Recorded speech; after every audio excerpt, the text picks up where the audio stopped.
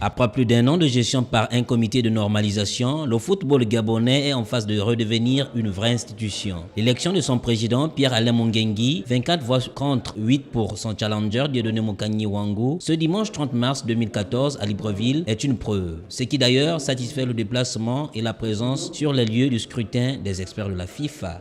Vous aviez un comité de normalisation qui avait été nommé par la FIFA, alors que maintenant vous avez un comité exécutif élu par la famille du football gabonais. Donc on retrouve la normalité en quelque sorte. C'était le propos du comité de normalisation. Et j'en profite d'ailleurs pour saluer le travail qui a été fait par ce comité, puisque non seulement ils ont organisé cette élection, mais ils ont aussi permis l'adoption de nouveaux statuts et gérer la fédération au quotidien avec quand même des résultats sportifs plutôt honorables. Dans un bilan à son avis élogieux, le président du comité de normalisation se dit soulagé. On a réussi à organiser une élection qui ne souffre d'aucune contestation. On a tout fait pour qu'elle soit transparente. Donc c'est un sentiment de satisfaction, de devoir accompli, on va dire.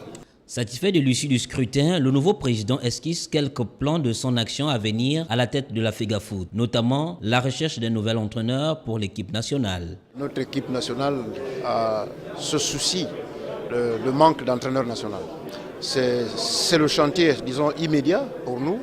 Et ensuite, nous allons aller dans le déroulement même de notre programme que nous avons décliné auprès des délégués du Congrès de la Fédération gabonaise de football. Les amoureux du ballon rond souhaitent tout de même que les dirigeants de la FEGAFOOT redonnent au football gabonais ses lettres de noblesse. L'OMS, en tant que leader en matière de promotion de la santé et de la prévention intégrée des maladies, a tenu une session spéciale au terme du deuxième congrès des odontostomatologistes qui s'est tenu à Libreville cette semaine. L'organisation a indiqué qu'elle reste mobilisée face à la très forte proportion de maladies bucco-dentaires et à la grande vulnérabilité des populations africaines notamment. Faciliter la traduction de solutions novatrices en interventions concrètes afin de prévenir et de prendre en charge efficacement les affections orales de la région africaine de l'OMS et de façon intégrée avec les politiques de lutte contre les maladies non transmissibles. Un plan d'action régional 2014-2020 de santé orale pour la prévention et le contrôle des pathologies bucco-dentaires a été mis en place dans le but de relancer les programmes de santé orale en Afrique, et notamment au Gabon où la prise en charge des maladies bucco-dentaires souffre encore de quelques manquements. Les maladies non transmissibles, parmi lesquelles figurent les affections bucco-dentaires, constituent une des entraves à l'amélioration de la santé de nos populations.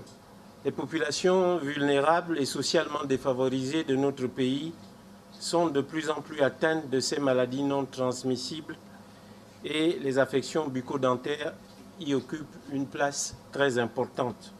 Cette session réunissait les participants du deuxième congrès des chirurgiens dentistes d'Afrique francophone décidés à mieux combattre les pathologies qui affectent la santé orale.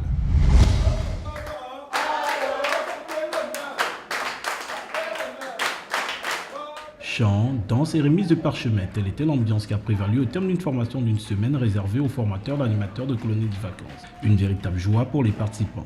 C'est d'abord une satisfaction et plus ou moins maintenant une relance. N'est-ce pas une relance, j'allais dire, pour nous les directeurs qui allons déjà aller en colonie.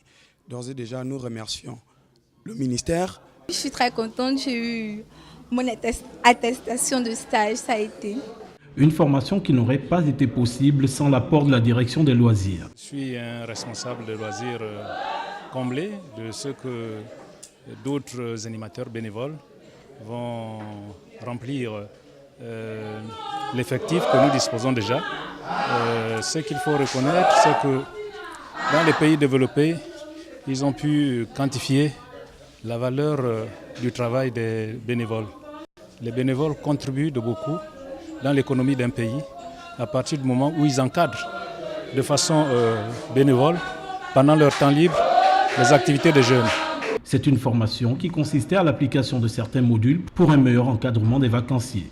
La formation apporte un certain nombre de concepts ou de thématiques qui sont autour de l'enfant, le droit de l'enfant, la législation, tout ce qui concerne le jeu, ce qui concerne la comptabilité, ce qui concerne l'économie, ce qui concerne la sécurité, ensuite le voyage et la dynamique de groupe. Au regard de l'ambiance qui a prévalu ce jour, il y a de quoi dire que nos jeunes vacanciers ne vont pas s'ennuyer.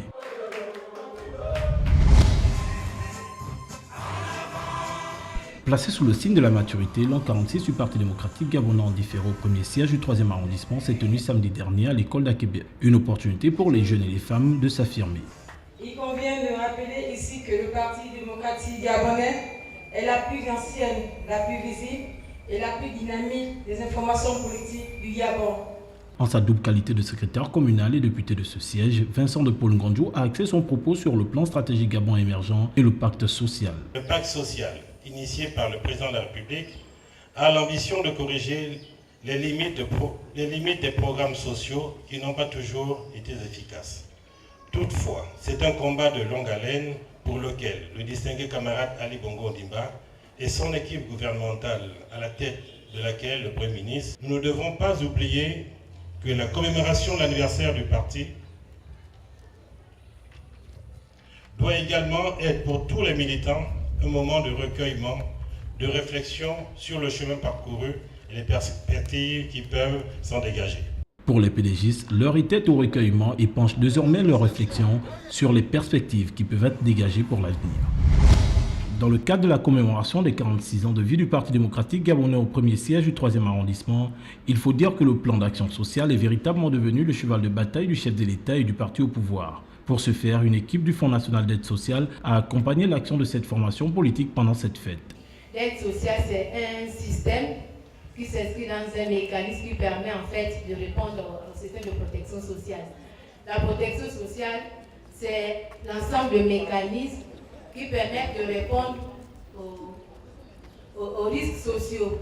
Donc, toutes les personnes qui peuvent être confrontées à une difficulté quelconque, notamment lorsqu'on est en face d'un risque social tel que la maladie, un risque social tel que le chômage, un risque social tel que la mort, peut faire recours à l'aide sociale.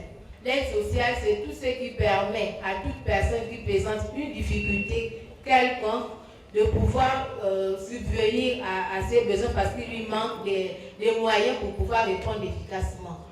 Pour le Parti démocratique gabonais, l'heure est désormais à l'action et à la solidarité nationale et compte accompagner l'action du gouvernement gabonais dans la mise en œuvre de son plan d'action sociale.